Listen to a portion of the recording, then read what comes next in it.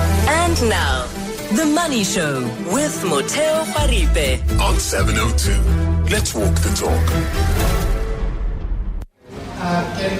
The Money Show with Stephen Grootes is brought to you by ABSA CIB, equipping you with efficient and secure cash management solutions for your business. Good evening and welcome to The Money Show. My name is Motheo Khoaripe, in for Stephen Grootes for about a week and a bit. Tonight, though, we're coming to you from the heart of the Johannesburg CBD. We're at 44 and 45 Main Street, the adjacent buildings that are the former headquarters of one of the country's most iconic mining firms, Anglo American. The building may not be as tall as the Carlton Centre, but definitely holding a lot of history for the city of gold. The Money Show are broadcasting live from BABIZE BONKE. This is an event which has been touted as a call to action for the city of Johannesburg. Big business in the country, urban culture activists, social entrepreneurs and inner city residents to collaborate and try change the city's fortunes around. We'll tell you while we hear later on the show. But first up, we'll be talking to Adrian Gore about that Discovery's results that came through today. Discovery Bank reporting its first profit. We'll find out how he feels about that. Then First Rand also giving us some numbers today. Profit for them hit record highs. Mary Vilakazi, First Rand CEO, joining us a bit later there. Our market commentary for the JSE covered by Viv Govender from Rand Swiss. He's, of course, the portfolio manager there. Later on in our investment school, we have a special feature asking the question why investing in the city matters. We'll be talking to Robbie Brozin, entrepreneur and founder of Nando's, as well as the CEO of Jozi My Jozi, Bea Swanepoel. We'll bring you a jam-packed show. You'll hear a bit of music here in the background, but all exciting here on The Money Show. Let's talk money. The Money Show with Motheo Khoaripe on 702. Let's walk the talk. A fair, decent bit of results from Discovery. Their profit jumping 30% to a record high. But the only stain on the otherwise good report was a 68 million rand loss reported by the company. But their banking unit, Discovery Bank, coming through, washing its face for the first time. They reported a decent profits then as the banking unit. Very, very fairly young in the game in terms of South Africa's banking giants, but already staking their claim. Let's talk now to Adrian Gore, the CEO of Discovery Bank. Thank you for joining us here on a very rowdy Money Show this evening. But Adrian, your feelings around Discovery Bank's achievement? Listen, I think the Discovery Bank has performed incredibly well. So it reached its first profitability at the end of the kind of the half year and the second half moving into profitability. But I think beyond that, the scale of the bank, its rate of growth, the quality, it's now the fastest growing bank in the country. And just the quality of clients, the scale, I think it's been remarkable. So, we have a target of 3 billion of profit. When we reach 2 million customers, I think we're very confident of achieving that. The bank's been remarkable. Let's look at the group's report. It's been a funny time, if you will, on the market, if you're looking at geopolitical things that have been happening on the market, but also the South African economy quite still tight for households. How has Discovery fared as a group over the period? Well, it's been an incredibly strong period. I mean, we've grown profitability 30%, and to make the point that growth has been on the back of exceptional performance across our group: Discovery Health, Discovery Life, and Discovery Invest, Insure, and then in the UK, fantastic profitability. So these are very complex times in every market, but I do think the kind of Discovery shared value model, our Vitality shared value model, really is effective and resilient in very complex times. So we've had very deep performance across the group in a complex environment. I think we tend to perform well in complex times. Let's talk about Vitality and the type of leverage and value it offers to Discovery, because you get to interact with customers as they live their lives daily. As a business, how does that advantage you into knowing what's next and what's expected from your clients? Well, I mean, firstly, to make the point, it fundamentally changes the interaction of typically insurance, which is transactional, to one where customers are engaged and you're making them healthier. So it's a very different value proposition. But in terms of driving kind of the value drivers, people, stay longer, they engage, they exhibit much better mortality, morbidity, they're healthier, and all of those factors drive to better health. And in our business, which is wonderful, when people are healthier, we are more profitable. So it's completely aligned. And this model has allowed us to kind of scale globally. It's scalable and repeatable in virtually every market around the world. So, one of the big things in the period, and it's coming up in 2 months' time, we're launching Vitality AI, which really hyper-personalizes the capability. But it's a tremendously powerful business model. I think we're learning more and more about its power in driving, in banking, and in life and health insurance globally. So for us, it's the pivotal issue. And I think, Motheo, in anything, I think over the year, we haven't diversified. We've become actually much more focused on how the model works and how to play it out. And that has underscored the results. And then from a Discovery Health perspective, I mean, that's when you're in the home. The cost of living crisis that we've gone through over the past few years, has that affected the way you're structuring your plans for the health business? The health business is absolutely massive. The Discovery Health Medical Scheme is 58% of the commercial market. And our fundamental objective is to keep costs under control. Very difficult in the funding of healthcare. The focus on making people healthier, again, coming to vitality and personalization. One of the things during the year has been the rollout of personal health pathways that prescribes to each individual what they should be doing, what health checks they should do exactly. The take-up has been tremendous. The kind of a massive number of people, nearly 70% in chronic ill, which is absolutely fantastic, are kind of taking up the recommendations and acting. So, working hard to make people healthy and keeping the health plan under control from a cost perspective is fundamental. In a few weeks' time, we'll be rolling out kind of the rates and the structures for 2026. I think we're feeling good about where that will land. Fantastic work by the Discovery Health team. And that small blob in terms of the little bit of loss, do you think that's what happened there on the markets with Discovery coming in weaker on the JSE? I don't know. I think expectations are high. I never comment on our share price. I really don't. I'm very pleased about where the business is at. We've been clear that we expect to grow about 15 to 20% per year in our earnings over the next 5 years. So we have a growth corridor. This year has actually shot the lights out a bit. We're quite a bit higher than that.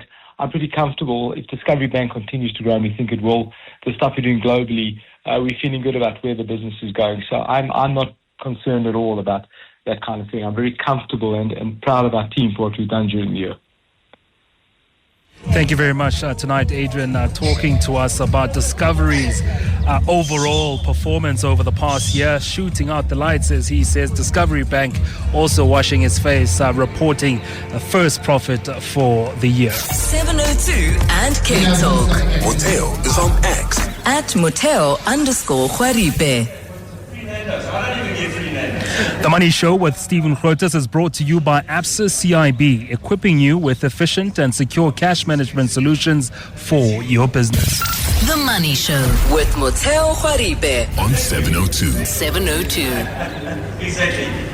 Another big set of results came through on the market today. First Rand delivering a 10% increase in annual earnings despite macroeconomic challenges in the jurisdictions where it operates. I mean, if you think about what's happened in terms of tariffs, but also the lower growth here in South Africa, we chat to Mary Vilagazi, the First Rand CEO, now to find out more about their earnings. Not the worst of results that came through today, Mary, especially after just a tough economic environment. Well, I would describe them as a solid set of results, given what we've had to navigate. I guess we've said earnings was up 16%, and which allowed us to take an additional provision for the UK Motor Commission matter, and so to land at 10% up with ROE at 20.2 is pretty decent. And I think testament to the quality of the customer franchises and the brands we have in the group, FNB, Westbank, RMB, and Aldermore, everyone coming to the party. Most of your portfolio is consumer facing, and I earlier talked about how tough the South African market is. If you look at people buying cars, you look at people doing their banking, paying their bonds. What are you seeing when it comes to the trend on South African consumers? South African consumers have definitely been under pressure. I think if you reflect on where interest rates were last year, we were Repo rate was at 8.25, come down 125 basis points. Inflation has come down significantly. So we are starting to see that pressure conditions are easing. But, we have always thought that even at a repo rate of 7%, that is still high. So that's not an environment where we say for retail, particularly on the lending side, we're going to have, we're going to have significant growth. I think it lifts. But we're quite optimistic about the environment from 2027 if inflation expectations can be managed lower, as the central bank is driving, because then interest rates will come down, and I think there we can start talking about interest rates with the 5 handle post 2027. So for now, I think we're still navigating an environment where the real rates are going to probably still be high for the next 2 years. And then I guess outside of retail business, I think our commercial business within F&B is actually quite significant. So if I put that and I look and R&B in the South African context, I think actually quite a big portion of our business is in commercial and corporate. So and that has actually been supported, we believe, by some of the structural reform activities that are taking place in South Africa. So when I look forward, I think we think the small space for small businesses is really where the benefit is going to trickle down. And so when the retail cycle is not strong, a portfolio allows us to lean into businesses and large corporates. And I guess that the different activities we do certainly allow us to generate growth, despite GDP expectations, and GDP being soft in South Africa. I always say that where we are is still better than where we were 2 years ago. So, but of course, even if it's just an inch, it's still even if good. it's an inch. But we know we need to get to the 3% GDP level. But we are encouraged with the reforms through Operation Vulindlela. We believe that they will play out. Obviously, we all were expecting that these benefits will come through now and lift GDP growth, but they are taking place. Let's talk about then the commercial side, the capital that's moving around and exchanging hands. Is there still an appetite in terms of investing in South Africa? Is there still hope and renewed energy in terms of keeping money here and also getting earnings? Look, our private equity business, we obviously invest in a number of entities with a view of exiting and selling those stakes after a couple of years. Now, we've gone through a period where for a number of years, actually, our ability to exit those positions was quite limited. So over the last 2 years, I would say, we have seen an increase in interest, I think, in wanting to invest and take up these equity positions. So hence our private equity business is doing well. But that's at the margin.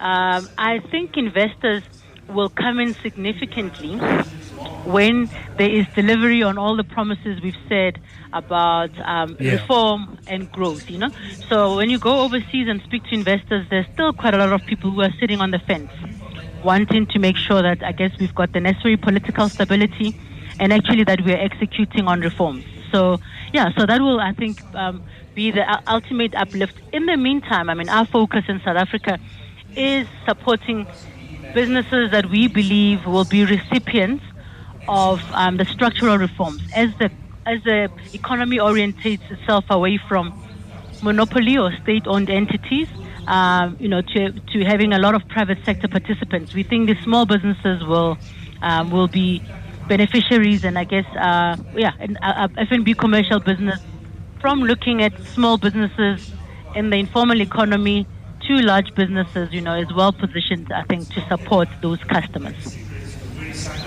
Then on the retail side, just the one last question before I let you go. On the retail side then, are you seeing an appetite for credit now that interest rates have been shaved a few times?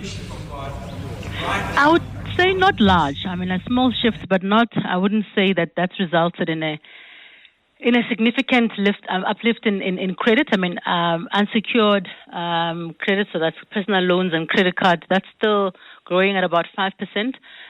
We think conditions will improve, but where we've come from, I think people still probably have quite a burden that they need to clear. I mean, what is encouraging though is to see the applications coming through for home loans, particularly your properties below 5 million. There we're seeing a pickup in interest, and so hopefully that's going to come. But as I said earlier, we think beyond 2027, when rates really start coming down, if we get the inflation expectations lowered by then, that's when we can say there's a very strong retail cycle coming. Mary Vilagazi, thank you for your time tonight and talking to us about those first round results. Very decent and solid results. Headline earnings rose of 41 billion rand. All large domestic operating businesses also delivering high quality growth for First Rand Limited. The Money Show. The markets. Let's take a closer look now at the markets with Viv Govender, the portfolio manager at Rand Swiss. Not the worst of days for the JSE, but the main interesting things coming through from the market today, of course, those First Rand and Discovery results. And Viv, not the best of days for Discovery, reporting great results. Discovery Bank also producing that first profit, but their shares down close to 10%. Yeah, but I mean, you must understand, you look at the share price from where it was, for instance, last year, June, till now, the share price, even with this fall, is up about 83%. So the market has been pretty, pricing pretty, high expectations. And I think, even if you had to look at a year-to-date figure, it's still up 5% for the year. So it is a case where we are seeing a share price that has been obviously really pumped up quite strongly, and the market may be just a little disappointed in some of the things that are coming through. And then when we see the current account deficit number that came through from the SARB, deficit increasing to 82.8 billion rand in the first 3 months to June. Now, that particular number, a big concern for you, or just one of those economic indicators? Yeah, I think the fact that we're seeing some weaker exports, obviously it does hurt us. I am concerned as to the nature of what's happening globally in terms of, the tariff wars, etc., that are about to start or have started already. And unfortunately, we in South Africa just don't have the weight to really compete in that kind of field. I mean, the Chinese can sell to Americans, even the Indians, if they're working with others, can even sell to Americans, or the Europeans as a group can, fight that kind of battle. But a small country like South Africa, without a larger, wrapper around us, is going to find it quite difficult to play in that field. And unfortunately, maybe bullied around by the bigger parties out there. And that's obviously going to be... We can't exactly throw in the money like China in terms of stimulus, yeah. Or throw in the threats like China. I mean, China can say, you do this to me, I do that to you. We don't have much that we can do back. And that's, I think, the main thing with these trade wars, because it is a war. It isn't a bribe, it is a war. And you need to actually be able to threaten back. And unfortunately, we just don't have the way to do that. There was a bit of a fair weakness for the Rand earlier this morning against the US dollar, but a big rebound into the afternoon now, up 0.5% at 17 Rand 38 against that US dollar. That resurgence, where are you seeing the indicators come from there? Well, it happened around about midday, but I think it really, what happened with regards to the US, employment numbers, plus the CPI number as well, I think does give us a bit of confidence that we're going to have some rate cuts come through the US, and that's going to probably weaken the dollar relative to the other currencies out there. And I think that's kind of helping the rand at the moment. I do think that, the US, after we saw that, really disappointing jobs revision, earlier this week, where we saw the US actually had a million less jobs, almost 900,000 less jobs at the end of May this year, or March this year, that had been actually expected. That economy is in a situation where they probably are going to have to cut rates aggressively, and that's going to hurt the dollar and help the rand. All right, that was Viv Govender, portfolio manager at Rand Swiss, covering the markets for us. A good day for the local boss. The all share up 340 points. Industrials, good position, up 0.5%. Banking stocks, as you heard from both CEOs from Discovery and First Rand, also in a good position, while mining shares disappointed, down close to 1% today. First Rand up more than 6%, while Life Care enjoyed gains of 2.5%. AVI, the consumer goods business, up more than 2%. But on the losses side, Thungela was up down 6.5%. Harmony down more than 2%, while Premier Foods was down 1.89%. Thank you to Viv there for covering the markets for us. Time now is 6:30. Time for your headlines with Maki Molapo.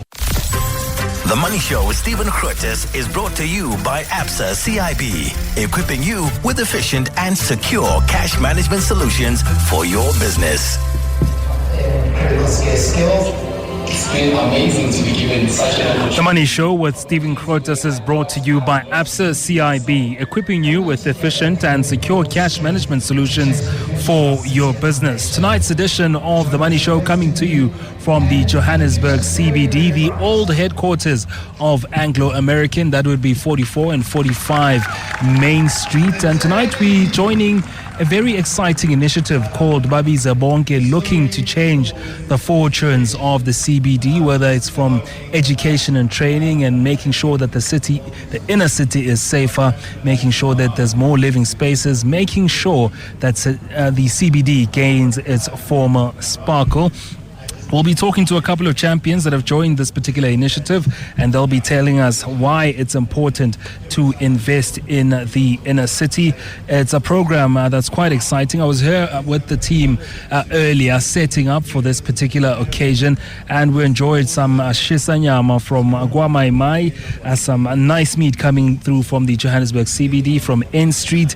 And it's those kind of things, the entrepreneurs, the people that still keep the city moving, those that still believe in the arts, the buzz, and also the life that makes city life and the CBD.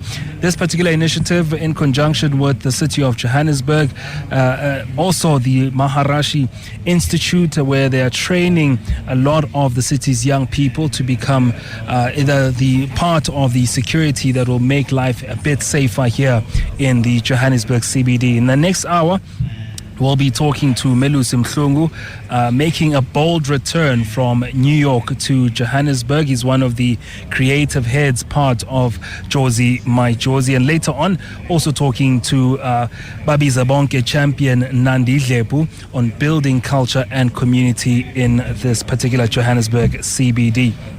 But for now, joined by Jason Mordecai, the Security Mastery Academy, chatting to us about some of the security changes that should be made here in the city. Earlier on, I told you about an initiative to change the security in the city, the Maharishi Invincibility Institute, making sure there is accredited and registered skills for young people in the city. Earlier on, they were on the steps of the old Anglo-American building, really showing us the tough stuff they've got and what they've learned and how they're going to make the Johannesburg streets much safer. Jason, welcome to the Money Show. Just tell us about this initiative of taking young people and making sure that you upskill them in making sure that they can be security, but also quite vigilant when it comes to safety in the city. Thanks so much, Motheo.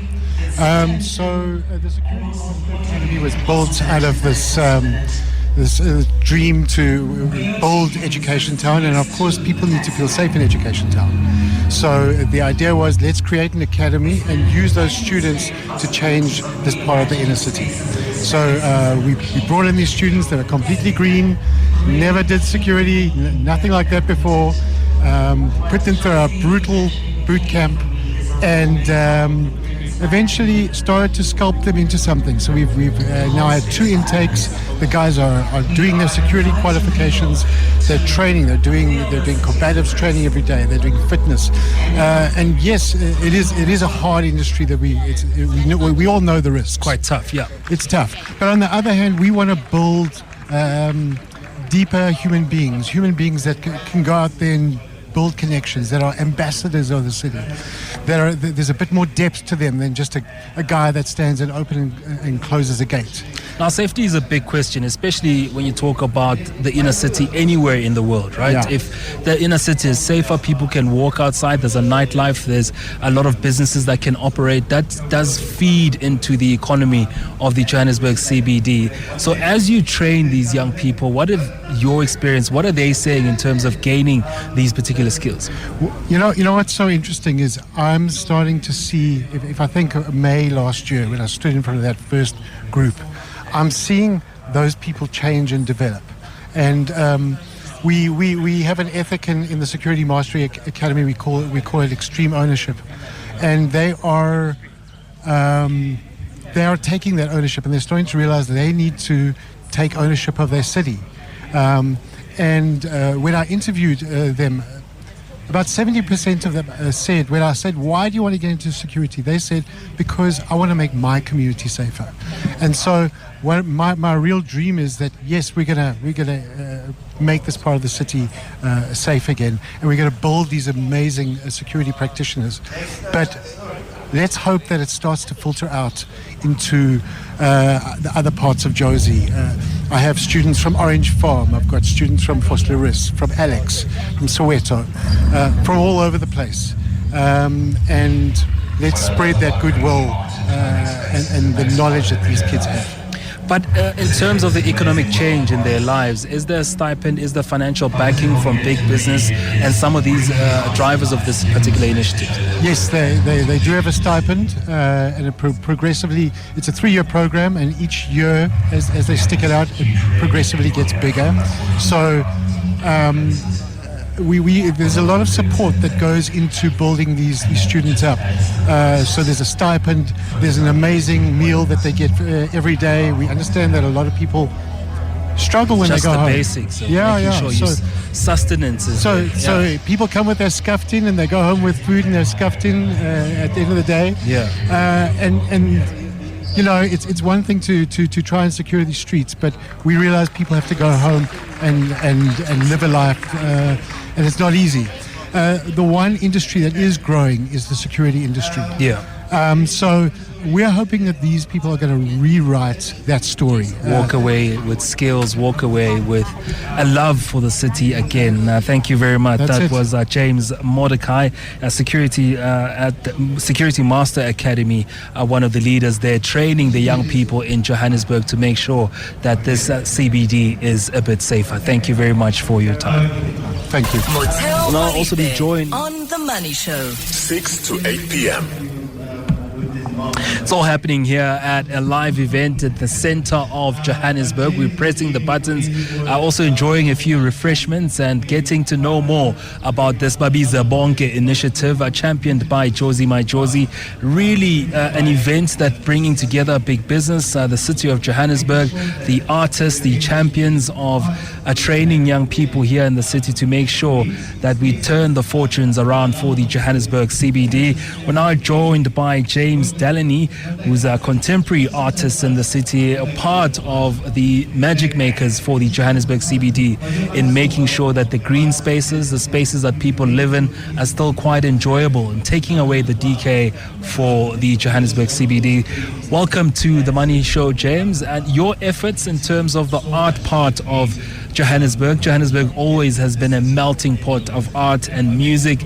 Your role in this particular initiative? So what I learned at the Wilds is how to use art to reclaim public space. Because before I put my sculptures into the Wilds, people wouldn't go back into it. And I've learned over the past 10 years how art can activate the spaces that we inhabit and bring our city, give it new energy. And so now what we've been doing with Jozi My Jozi is taking on the gateways leading into the city. So we've done the Queen Elizabeth Bridge with a sculpture installation. We painted murals on the Mandela Bridge. And we're looking around the city at places where we can use art to bring that new life, and commissioning from a whole range of artists that come from the city. South Africa hosting the G20 later this year, and of course, more than making it pretty, you're giving it that space that people can come and enjoy. There's a hustle and bustle about Johannesburg, and it's really fast paced, but I really feel the spaces that you go into, the sculptures, the green spaces, can help you to slow down a little bit. How have you made sure that you've built those kind of spaces where people can almost rest their minds from the hustle and bustle? So we're working with a broad team at Jozi My Jozi, sort of people looking at different parts of fixing up those spaces. So our part is more the kind of inspiration. We want to create things that make people look up and go like, wow, this is amazing. And if you think of when you visit cities around the world, it's so often the art that you're drawn to. You don't go there to go and see a clean sidewalk. You go to see an artwork. You want the character. Yeah, exactly.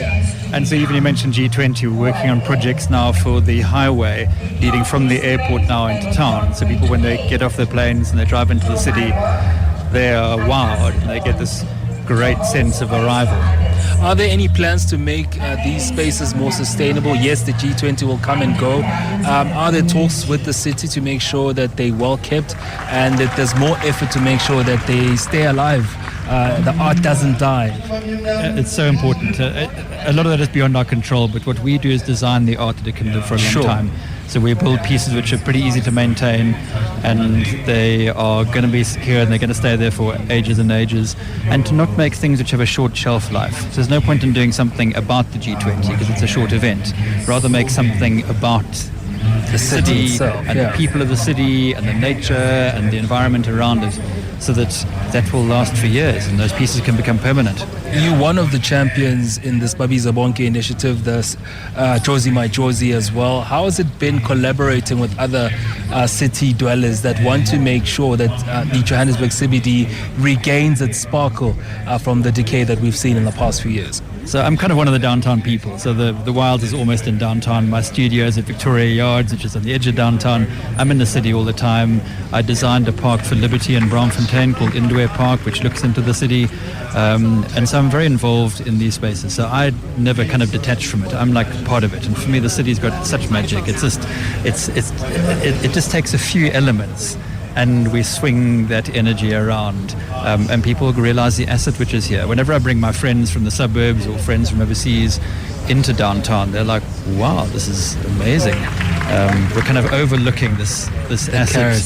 Yeah, and this like amazing asset that we've got. People focus on some dirt or some potholes. I have guests from America coming to my studio, and I apologize about the studio. So they're like, oh no, it's just like back home. It's just the same. Cities around the world all have these challenges. There's no point in focusing on those. Focus on the big stuff and what makes a city great. Just one last question before I let you go, James. As somebody who walks the city, who knows it very well, from your point of view, what will it take to see the change? Is it the cash injection from big business? Is it the city dwellers also coming together and making sure that they play their part in making the Johannesburg CBD what it should be? No one thing will make it that. It's a combination of all of those different elements coming together. And I learned that at the Wilds, it isn't just about fixing the water features. It isn't just about the plants. It isn't just about the art. It's about bringing all the elements and bringing government and private together. And I think deep down it's the artists that have the spark. It's always the art. Yeah. It's always the art. It keeps us alive. James Delaney, who is a contemporary artist working in print, charcoal, paint and photography, has one of his studios here in the city of Johannesburg, in the CBD, in the real life, and creating green spaces and art spaces that the residents can enjoy. And of course, talking to us about this BABIZE BONKE initiative and the Jozi My Jozi initiative. Let's talk now about those that decided to stay here in the city of Johannesburg. A lot of businesses over the years, including Anglo-American, where we are, the old headquarters, deciding to leave for the shinier Sandton. But the banks in South Africa, including ABSA, the group, staying in the city of Johannesburg, making it their home. And it's sort of something that makes part of the landscape as you drive in. You see the big red and white of ABSA. We're joined by Christine Wu, the interim co-chief executive of ABSA Personal and Private Bank. Let's talk about remaining in the city as a commercial group, a money-making business. A lot of businesses have, divested, if you will, from the city. You decided to stay. Why does ABSA make part of the character of the Johannesburg CBD?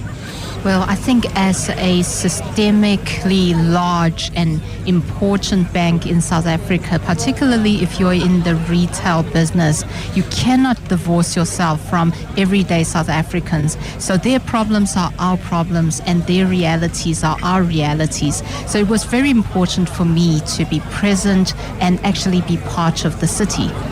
In a time where we're seeing a lot of hybrid work, people working from home, you still got a big office building, investing in the city, and it's the escape, the kind of cleanliness that we see around the ABSA Group buildings. Is there a concerted effort from ABSA to make sure that they not only are tenants in the city but also a part of it? We are very proud of our association with Jozi My Jozi, and is also, one of the very important focus for us to continue to give back and co-invest into the city. Of course, there are some challenges that we need to jointly overcome, but certainly with our investment into infrastructure and also by the sheer presence of the workforce back into the building, it brings already a huge amount of energy back into the city. If you drive around the city surrounds, there's also a focus on sculptures, a lot of art that you see around the ABSA building. How important is that in making sure that the character of the city remains, especially with big business like ABSA investing in it? ABSA actually has one of the largest and a very prominent art collection, and we've always made it part of our mission to share that with South Africans. Certainly, I think beauty and functionality are both aspects that we need to balance in terms of introducing life and excitement back into the CBD. A lot of big business not seeing the opportunity in the city. Where are you still seeing a lot of the opportunities and the things that you can take advantage of as a business? Well, I think we need to take a very pragmatic view, and for me it's about how do we systemically build the bridge for investors to be excited once again about Johannesburg. So it starts with us creating the safe space and a comfortable space for our workforce to feel comfortable engaging in, and jointly we can actually build towards an environment where actually the investors can be excited. Well, big money also staying in the big CBD of Johannesburg. Christine Wu, Interim Co-Chief Executive at ABSA Personal and Private Bank. Thank you for joining us here on The Money Show. We're still talking to the champions, part of this BABIZE BONKE initiative, championed, of course, by Jozi My Jozi. Melu Sumhlungu, one of the creative heads of this particular initiative, the man making sure that the message is spread in a creative and character building way of the Johannesburg CBD. He'll be joining us shortly. He has been plying his trade in New York, in the Big Apple, something that a lot of many other artists and creators wouldn't have returned from, but he's come back home with new ideas and fresh ideas for this particular city. Melusi, thank you for joining us here on The Money Show. Creative brain for the Jozi My Jozi initiative. Tell us what role the creative part of this particular initiative plays and what you plan to do for the city of Johannesburg. Thank you so much. We usually speak about the creatives being the crazies, right? Aren't they really? They're crazy. And it takes a little bit of crazy, I think, sometimes to think you can do the undoable. It's nothing is impossible until it's done, and it takes some creative courage to leap and jump. And I think Joburg, like creativity in this city, I've lived in New York, and I still think this is one of the biggest creative hub, not just in Africa, but in the world. What parallels have you drawn between the two cities in terms of creativity, man? Is there a Johannesburg that we can re-experience and re-love again? Yeah, definitely. And I think, what's lovely about the two parallels is somewhere else in the world, they are great at telling their own stories. Like the States is great at packaging their own stories. The Big Apple. So New York is New York because we've seen it in movies, we've seen it, and then it's becoming their brand. Whereas in South Africa, and the reason why we're here is some of these stories are invisible. We call them the unseen. right? And I would love for more stories like this. The people, the champions that we are going to be showcasing for this BABIZE BONKE movement shows that our city is blessed to have some creative minds, from art to music to food, fashion. You go to a small street, it's a fashion district. You know what I mean? Like all these little gems. Hustle and bustle. And the creative culture and economy in Joburg is something else. And it's so raw, it's so unfiltered, it's so authentic. I say our creatives are like the gold of Jozi, the real gold of Jozi. Is that gold what you're trying to bring through in terms of the creative aspects of it, reselling the city to the rest of the country, the continent, to the rest of the world? Yes, but also reframing what that gold is, and that gold sometimes is like the hearts, the gold hearts that people have. I always say Joburg has got no shortage of people who want to do amazing things, people with big hearts, and through great storytelling and creativity, we can actually do that.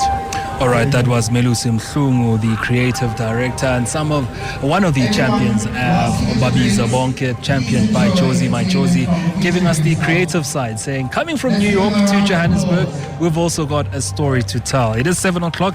Some news now from Maki Mulapo. And now, The Money Show with Motheo Khoaripe on 702. Let's walk the talk. The Money Show with Stephen Grootes is brought to you by ABSA CIB, equipping you with efficient and secure cash management solutions for your business. Joining you here on The Money Show, my name is Motheo Khoaripe, in for Stephen. We're under the lights and the hustle and bustle of the Johannesburg CBD, here for the BABIZE BONKE initiative, which is driven by Jozi My Jozi. We'll be telling you more about investment in the inner city in our last hour of The Money Show. But every Thursday, we always have Tech Thursday with Spumelele Zondi. This time, he went and ventured out at the GovTech event, and they talked about all sorts of things around ICT stakeholders, the industry, the tech, AI, and more developments. We'll be talking to him shortly about what the changes are that we can expect in the next few years. Welcoming him now on The Money Show. Spumelele, welcome to The Money Show. Let's talk tech. Hello, and thank you very much for having me again, Motheo.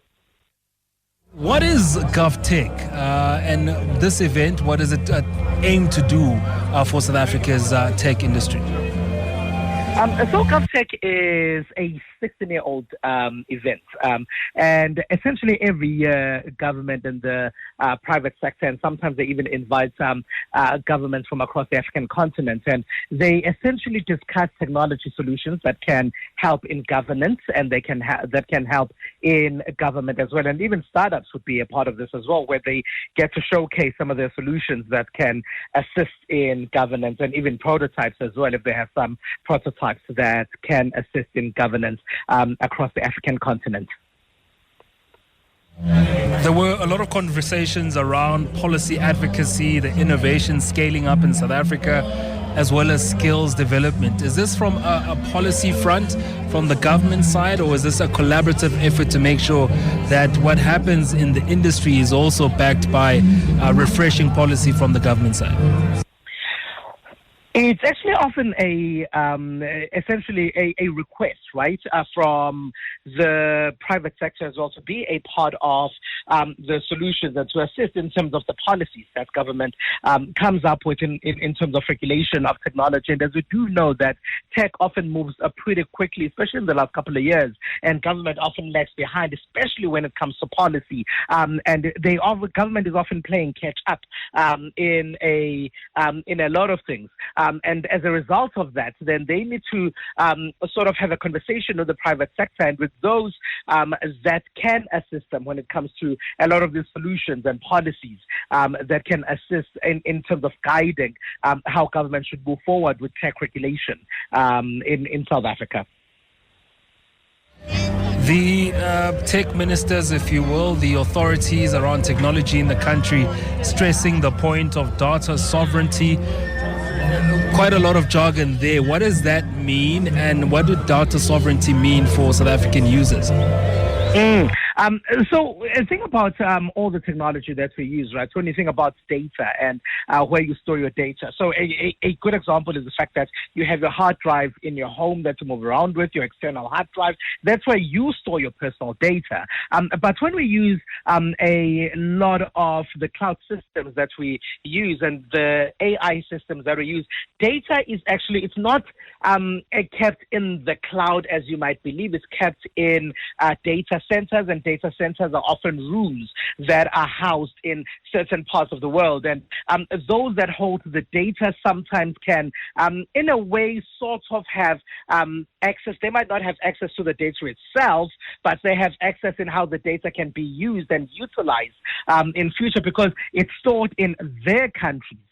When it comes to data sovereignty, the government is basically saying that it's sort of like the independence of how government can use its own data. So if those data centers are, for example, in South Africa, then they have to abide by South African laws, rules, and regulations and policies. But if those data centers as a lot of them come from your tech multinationals, you might find that it's in a different country.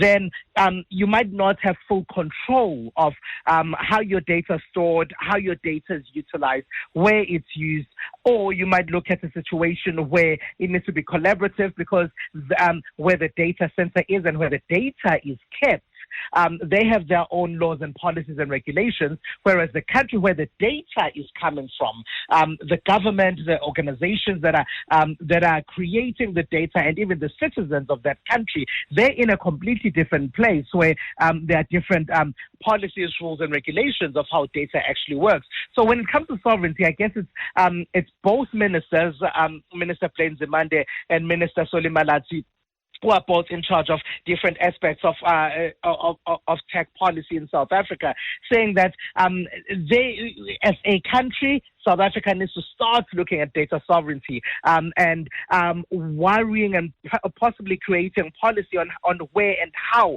data is kept in order for South African data to be safe and for South Africa to use the data as it wishes and not be dictated to by laws, rules, regulations, and even organizations that are not based in South Africa. On a very high level, that would be the data sovereignty. But on a base level, in terms of technology use and access to innovation, are we getting there as a country? The access to technology. Yeah. The one thing that often is a worry, Motheo, and startups often raise this worry, and they've raised it time and again, and they're raising it at this GovTech, is where the funding and financing comes from for some of their solutions that they come up with. You might think that you might think of SMMEs, like, for example, Let's Talk, which essentially would be an SMME that has created a solution for people to report issues in their communities without having to go to a particular office or without having to pick up a phone with the use of a button on an app. But at the same time, they would then tell you that funding comes from external places. It doesn't come from South Africa. And then there are rules that those funders might come up with, and sometimes the rules mean you have to pack up and go as a solution provider who's created this solution that can be utilized by government as well. So it's sort of like because they're saying that support is good and well, but at the same time, support needs to go beyond just a conversation. It needs to also, pockets also need to open up in order for these solutions to fully assist South Africa. Right, that was Siphumelele Zondi, tech expert, talking to us in our Tech Thursday about data sovereignty and the recent event coming through from GovTech. The Money Show, Small Business Focus. Small Business Focus is brought to you by Capitec. Start up or scale up with Capitec, the business bank for everyone. Tonight, we have a special guest in Julian Ribeiro, who is a former advertising executive, but also quite good in the kitchen. He's also opened Sadi's Bistro in Marshalltown. As many restaurants look for the bigger addresses in Sandton and Parkmore, he's decided to stay within the character of the inner city. We find out from him why he's opened a food eatery here in Johannesburg. Julian, welcome to The Money Show. Hello, Motheo, and evening to the listeners. Crazy world of advertising. Why did you decide to leave that for the chef aprons? I had a very blessed 28-year career in advertising. I've always created a lot of dishes at home and served them, and I always loved it. And people said, "You're pretty good at this. You should think about becoming a chef and having a restaurant." And I went to culinary school at the age of 50 and became a professional chef. You're really serious about your hosting, right? So tell us about those initial days, the crazy idea of actually opening up a spot, making sure you price right your business and make sure that you get the funding, or maybe backing your own self using your own funds. How that particular story went. Yeah, first I wanted to be in the city. I was the person in my group of friends and family dragging everyone to Braam and to the inner city. Unofficial guide. Yeah, and say, look, this place is really special. So I took a risk. By being in the CBD, but I believe in the city, and I want to make... My vision was to create a gem for the city. Yeah. And I believed that if there are 5 of them, then 10, then suddenly we can start to change. And then this Jozi My Jozi movement happened, and I was blown away by that. And I was like, this is just the momentum we need. We're living in a Johannesburg where a lot of, big names in terms of eateries, in terms of even clubs, and the nightlife had gone away from this particular part of town. Why was it important for you, for Sadi's, to be here and to make sure that you still have something that people can go to at night and enjoy themselves? I opened our bistro because it's a passion of mine. It wasn't about making absolutely buckets of money. The profit motive wasn't there, and I've always believed, even in business, in my years in advertising, you have to have a purpose-driven business. The profits will come later, and that's exactly what we did. So we spent a lot of time designing the menu, looking at food prices, and charging a fair margin. And our guests love it. We've created a real family. People say, when I come in here, I feel like I'm at home, and that's exactly what we aim to do every day with the team. And it is a family business in the sense that Sadie was my grandmother. Oh. And I grew up. And that's where culinary school probably started. Exactly. For you. And, her home was open to everyone. People loved being there. It was really, really special place. And it's opened in her honor. So. Well, you are well known for your salmon bowl. Yes. But what other dishes were inspired by the city before we get into Jozi My Jozi? So we talk a lot to our guests about what they love and what they really want to taste, and we challenge them as well with new dishes. Our tramazinis are the best in Joburg. Our omelette is the best in Joburg. I haven't had a tramazini in a while. I'll come through your doors one of these days. It's 100 meters from where we're standing. And I really wish the listeners were here to experience what's happening in our beautiful city. And just that's quickly, why I'm here. How has Jozi My Jozi helped your efforts in making sure there's a community and a nightlife? It's creating positivity. It's creating momentum. It's coming. It's slow, but it's coming. And I feel it. I can feel the change. Well, that was Julian Ribeiro talking to us about Sadie's Bistro in Marshalltown. They're known for their salmon bowl and their tramazini. So do join me one of these days and have a good taste of the city. Thank you very much for joining The Money Show. We're talking to the champions of Jozi My Jozi, those that have been part of BABIZE BONKE, an initiative with the city of Johannesburg.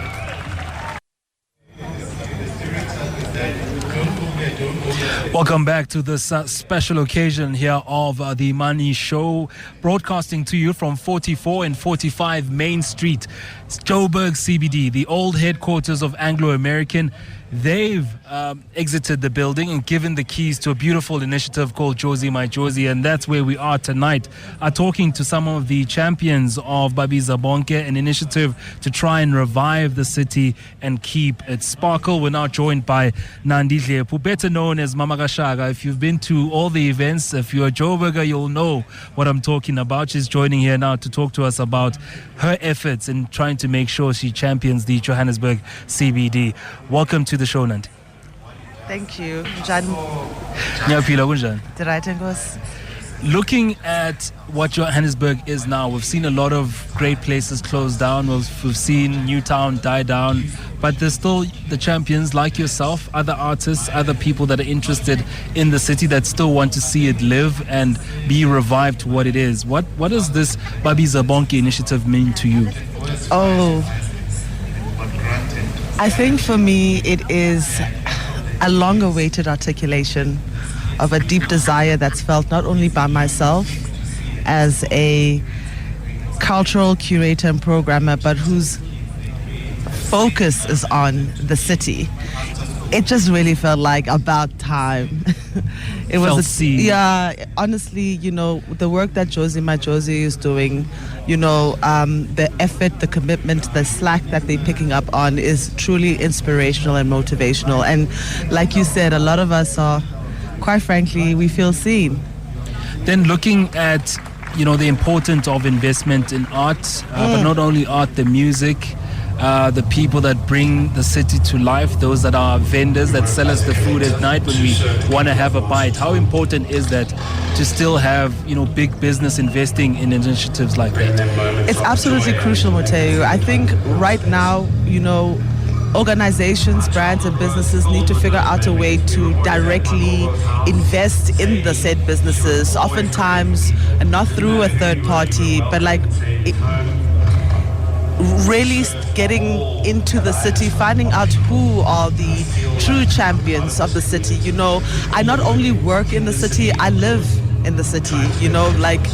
My passion for it isn't limited to a 9 to 5. It's a 24/7 commitment.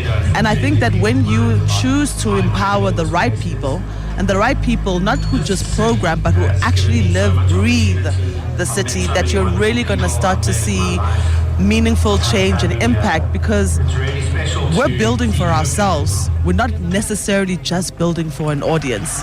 And so I think as Jozi My Jozi inspires and galvanizes, future investment back into the city, I think it would be crucial that, you make sure to engage the people on the ground and not just in the boardrooms. 100%.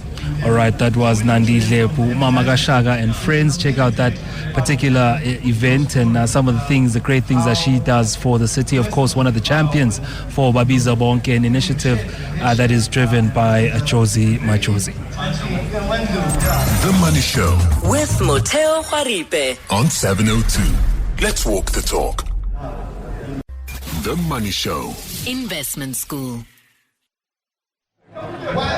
Tonight, coming to you from the hustle and bustle and buzz of the Johannesburg CBD, joining Jozi My Jozi with their event BABIZE BONKE. This is a great initiative for Johannesburg, of course, working with the city, but it's people as well, those that are opening businesses, reinvesting in the city, and the residents that are getting training. We saw the young people here that will keep the city safe. We're talking now the investment school, a very special one, coming from 44 and 45 Main Street here, the old Anglo-American headquarters. They've now given the keys to Jozi My Jozi, and they're going to take us forward into the future. We're talking to, of course, Bea Swanepoel, the CEO of Jozi My Jozi, and Robbie Brozin, the founder of Nando's and the visionary behind Jozi My Jozi. Thank you to the both of you for joining us here on The Money Show. Motheo, thank you so much. Thank you for hosting us here. And for the effort of coming and being in the city. Yeah, quite the music in the background. I think quite perfect and suited for this conversation.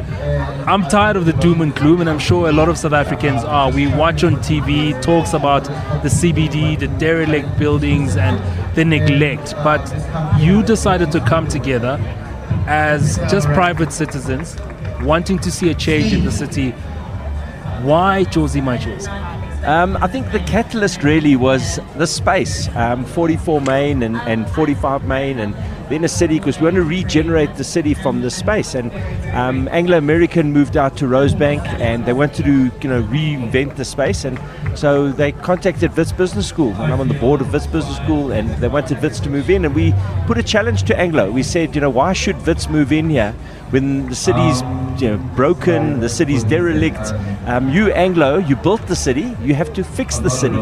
And Anglo, and Anglo looked us in the eye and they said, well, you how are you going to do that? And I said, well, you can't do it by throwing money at the problem. That's not the solution. You have to do it from the inside out. It's the people, the invisible people, that have really kept the city alive and have kept the city going. And so we really need to do it from here, from 44 Main. And would you trust us? And so Anglo trusted us. We said you need Great Black, which is really, you need a brand, and we need to create a brand. So Malusi Mhlungu is our creative director, an incredible Spoke man. To him earlier. Yeah, but then Bea Swanepoel was she's an Anglo. She was at Anglo, and Anglo seconded her to Jozi My Jozi. I think she drew the short straw from Anglo's point of view. Trusted the one of their own, right? I won the gold pot.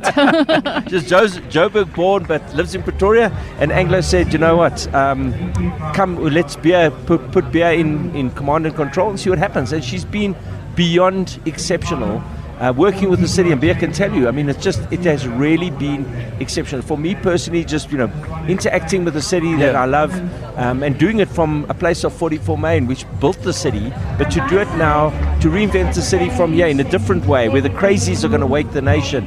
This is about creativity and about young, youthful energy, about job creation, but done in a different way. And it's going to take a bit of time. It's not something we're going to do instant overnight, but it's going to be deep and proper and fun.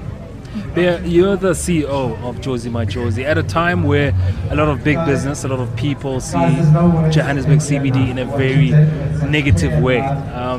Like you guys say, you are the crazies that decided to form a force, to come back and change things around. Tell us about Jozi My Jozi and the day-to-day work they do to try and change the CBD. Well, we're trying to make a real difference for the residents of Johannesburg, really bringing hope and pride back. I think if you bring dignity back to the people that live in the city and you just show them what little steps are necessary, sometimes it's just some basic things that you need to put in place and the world will change. Sometimes it's just fixing a sidewalk, sometimes it's putting solar lights in there, sometimes it's just engaging with communities to understand what is it that they need. So we spend a lot of our time understanding what is required from the people who live here. We're doing this from the inside out. I think Robbie has mentioned that. And that is really listening to what are the needs of the people, and then speaking and collecting and super connecting with the private sector as well as the public sector to say, how can we make this happen for the people? As soon as you put something down that they really need and that they believe in, that is where the ownership comes in, and then it is sustainable and people start looking after the infrastructure. I'm sure between the two of you, you've made a lot of calls, called in a few favors. How tough has it been? Plenty. My friends are avoiding me. They shouldn't. The little black book between Robbie and me. Calling those investors, pitching to them to, have a re-look at this part of the city that we've all, turned the other cheek to. We just think the work is too much. But you have taken a block by block, approach to say we can fix it, switch by switch, light by light, and make sure that it regains the sparkle that we know it for. Who are those people that have responded to the call as the crazies were on the phone?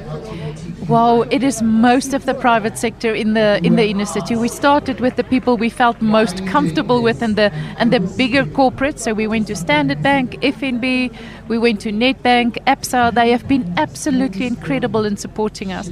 And Investec as well. And they're not in the city, they're at the city. And Investec have been incredible. Yeah, so Nedbank is also not a presence really in the inner city. But then going to the developers and even the small guys, who says, I can't invest a lot to make my life better, but I can help you with one solar light. And that is where the magic lies. It's just people coming forward. We've not had one engagement or conversation where they said, no, we're not going to help you, sorry. People just think it's an impossible task. They don't know where to get involved. So when you actually explain to people, you can put a light in, or you can do some. You small play your things. little part. Yeah. Yes. A small part. It's just about that. Yeah. So it's not about just the whole. You can't eat the elephant.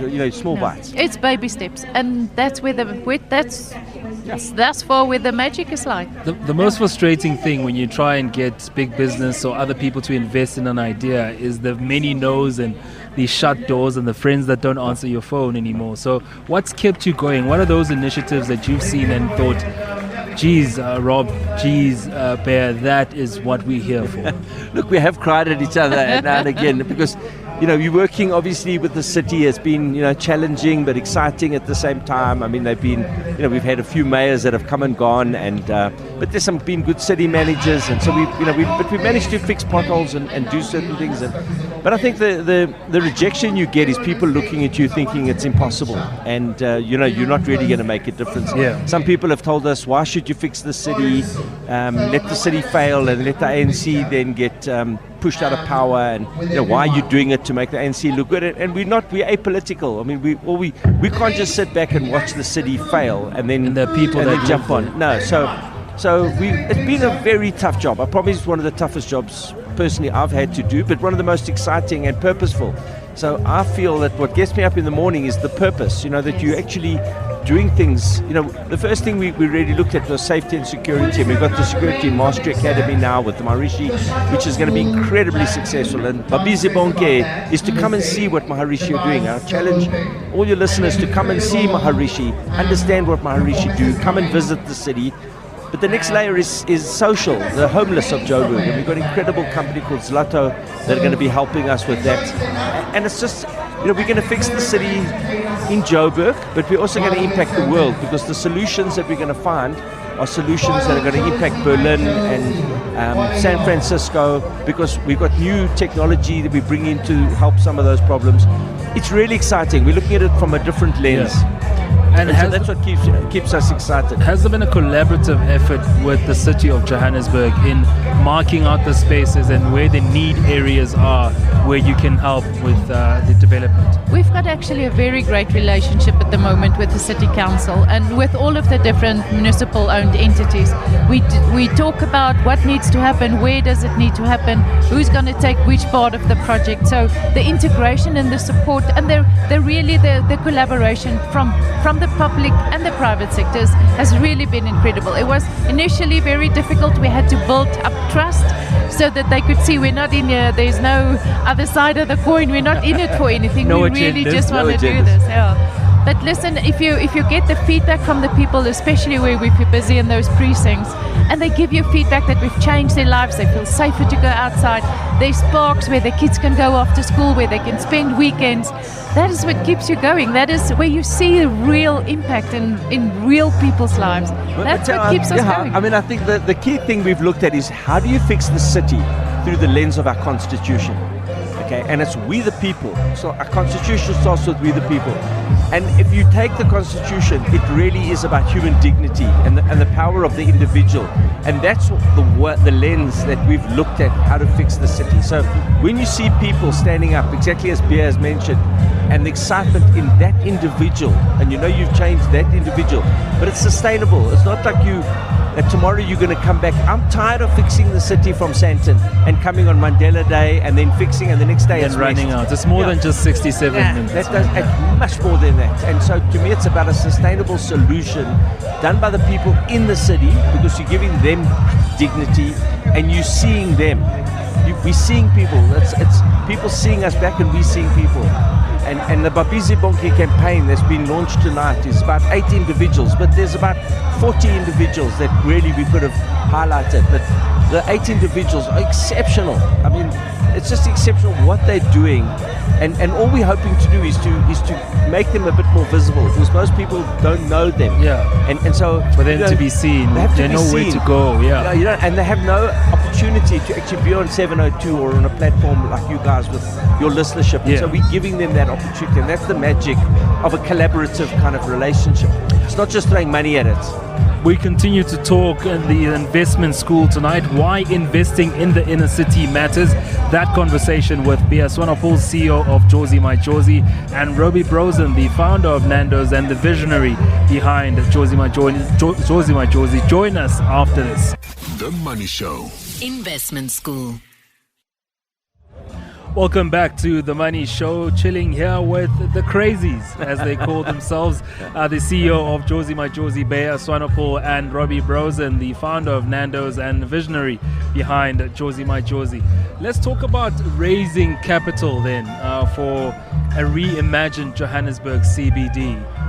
How do you pitch that? Where are the opportunities for those who still want to invest and play a part? Look, I think it's going to be a tough job, that.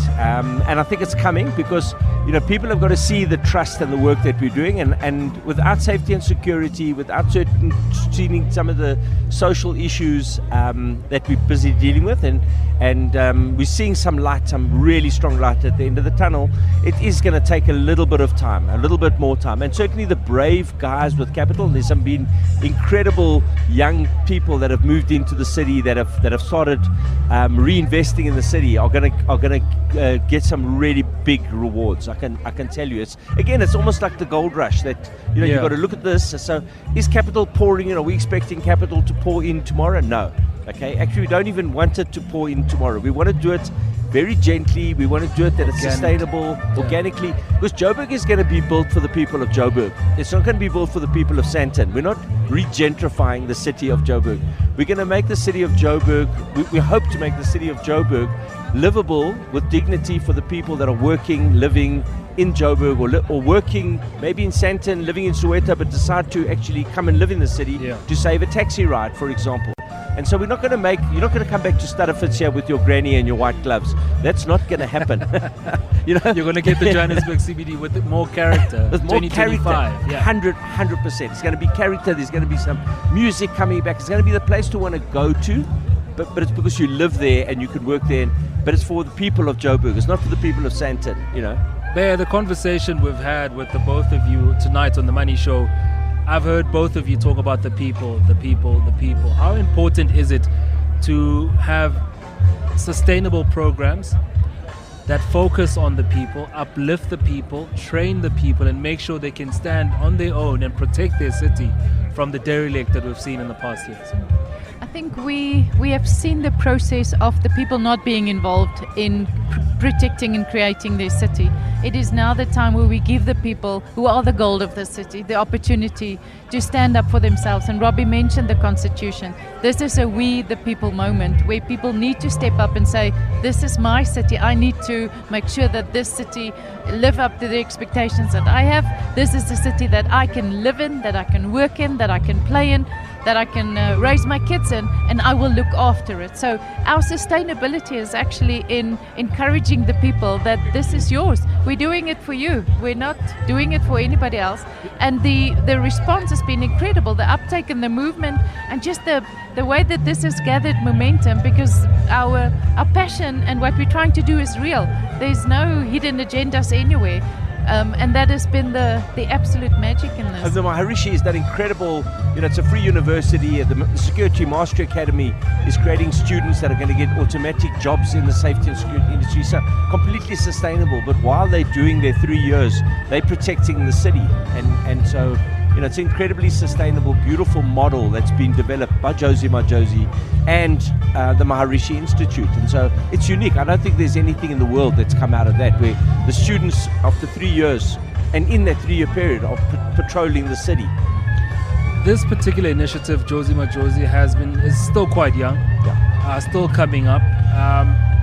Is it an initiative that you're going to sell to the rest of the world in terms of investment, collaboration, city to city? I was talking to Lou around, what the comparisons have been between New York and Johannesburg, and he says, look, we have a great story. We could also tell that to the rest of the world.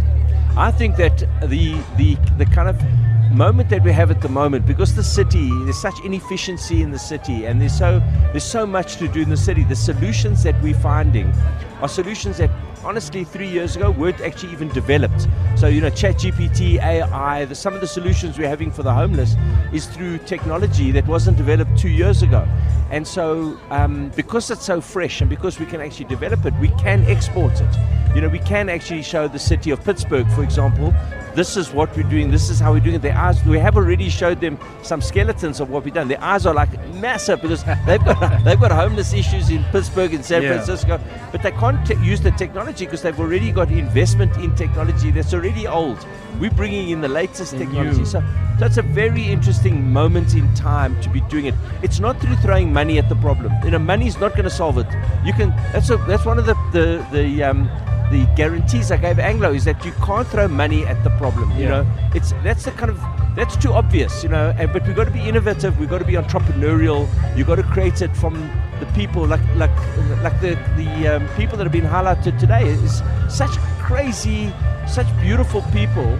And they're all sustainable. They've been in the city for 10, 15 years. I mean, to be honest, Bea and I don't have the credibility of being in the city. I don't live in the city. I haven't been wandering around. So you've got to. But the champions are the champions are the people that are in the city. That was the invisibles. And what we're not a solidarity fund where we're collecting money and then dishing it out. We're not that.